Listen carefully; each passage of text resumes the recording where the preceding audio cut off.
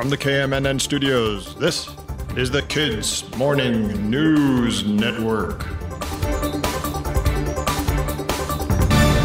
Good morning, I'm Alex in the KMNN studio in New York. It's February 12th, 2024, Abraham Lincoln's birthday, also known as Abe. Abe Lincoln was the 16th President of the United States. You can see his bearded face every time you look at a penny. And the $5 bill, he gets too. He was an important guy. Today also happens to be National Hug Day, and if I could give Lincoln a hug, I would. The Super Bowl was last night, as you probably know. Congratulations to the Kansas City Chiefs on their back-to-back Super Bowl wins. It was a squeaker last night, but they pulled it off in overtime. It was truly the most super of bowls. Why is it called a bowl anyway? There's no bowling involved. Nobody's eating soup out of it.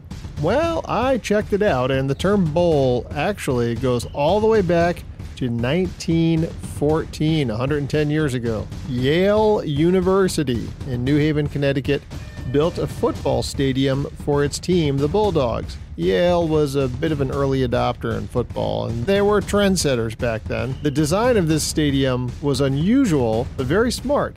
They dug a big circular hole and used the excavated dirt to build up berms around the edge. So the stadium ended up sloping down from the top of the berms, the upper rows, all the way down to the field, down in the hole. So the top row of seats ended up being 27 feet above ground level, and the playing field ended up being 27 feet below ground level. It was round, the sides were sloping, essentially a big bowl.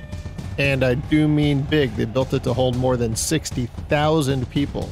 And because of the way the bowl was built, everybody, even the fans way up in the top seats, had good views of the field. It was the first American football stadium where the seats wrapped all the way around the playing field. So they built the stadium. They had their first game, 1914, the Bulldogs against their arch rivals from Harvard. 68,000 fans packed into this amazing new stadium, and the Bulldogs blew it, 36-0. But the stadium, the bowl, was such a success, it's pretty much the model for every American football stadium that's been built since. And everyone liked it so much that other colleges took the bowl name for their bowl stadiums.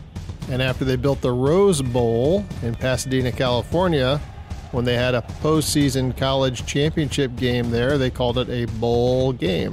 And that bowl name kind of stuck.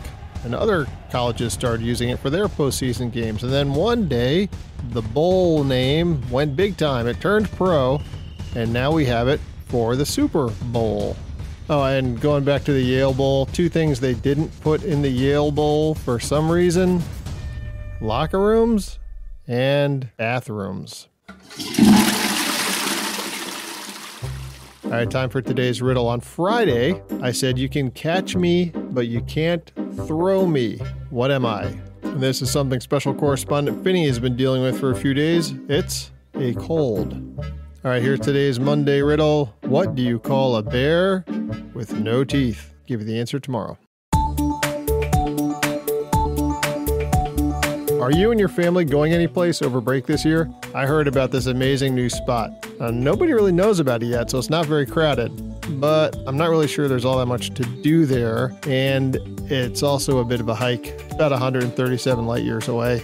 But hey, if you love Earth, you might love TOI-715b. That's the name of a new Earth-like planet astronomers have found that could have conditions similar to our own, meaning that it could support life. Hello! They discovered it with NASA's TESS, T-E-S-S, which stands for Transiting Exoplanet Survey Satellite. Basically, TESS looks around at stars that are kind of near to us to see if there are planets there that could support life. It's been flying since 2018, and so far it has found more than 400 exoplanets that look like they might be able to support life. Now, TOI-715b is about 1.5 times the size of Earth, and it orbits its sun, which is a red dwarf. That means it's smaller and cooler than ours. It orbits its sun once every 19 days. So you go for 2 weeks and you stay for almost a year. Basically, one orbit around the sun is 1 year, so on this planet, 2 weeks, almost a year. Whoa! Now that would be something to tell other kids about. All right, weather today, snow in the northern Rockies and northern plains and rain in the southeast. That rain's going to march north. It's going to hit some cold air coming down from Canada and bang, could be a big snowstorm tomorrow. The rest of the country, should be clear and kind of laid back today. All right, have you ever drawn a picture of yourself, a self-portrait? Try this. I want you to draw a picture of yourself, but draw what you will look like when you're 65 years old. Will you wear glasses? Have gray hair? Have any hair? Be sure to sign your name at the bottom, just like a famous artist, and put it away. And then maybe in another 50-something years, you pull it out. See how close you got. Okay, that's our Monday show. Thank you very much for listening. Our writer today is Julie Siegel. I'll be back tomorrow, and I hope you are too. From the KMNN Newsroom, this is Alex, signing off.